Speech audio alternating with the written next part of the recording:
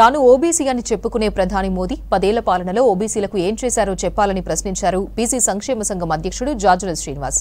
బీసీలకు న్యాయం చేసే పార్టీలకే తమ మద్దతు ఉంటుందన్నారు. బీసీ కులగణన చేయాలని జంతర్ మంతర్లో జాజుల శ్రీనివాస్ నేతృత్వంలో మహాధర్నా చేశారు. రిజర్వేషన్ల గరిష్ట పరిమితి ఎత్తేస్తామని రాహుల్ గాంధీ ప్రకటించడాన్ని స్వాగతిస్తున్నామన్నారు జాజుల.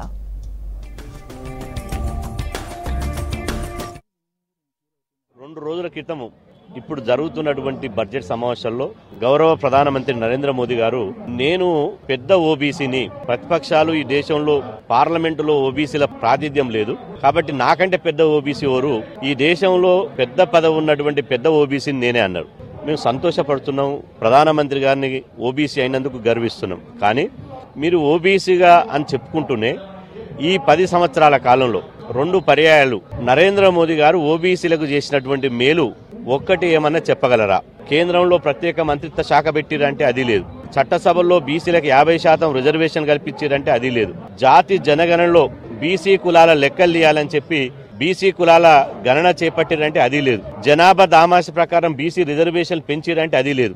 బీసీలపై విధించిన క్రిమిలేయర్ను రద్దు చేసిరంటే అది లేదు.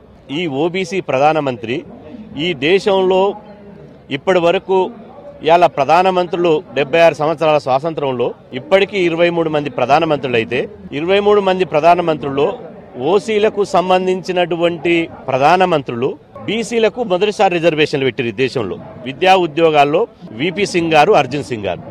కానీ బీసీ ప్రధానమంత్రి అని చెప్పుకున్నటువంటి నరేంద్ర మోదీ గారు అగ్రవర్ణాలకు రిజర్వేషన్లు పెట్టారు. కానీ బీసీలు 60% ఉంటే రిజర్వేషన్లు కేవలం 27% మాత్రమే ఉన్నాయి. మరి బీసీలకు జనాభా దామాష ప్రకారం రిజర్వేషన్లు ఎందుకు పెట్టడం లేదు? దీని మీద పార్లమెంటులో ప్రధానమంత్రి గారు నరేంద్ర మోదీ గారు ఈ 10 సంవత్సరాల కాలంలో ఓబీసీలకు చేసిందేందో శ్వేతపత్రం విడుదల చేయాలని చెప్పి సందర్భంగా డిమాండ్ చేస్తున్నా.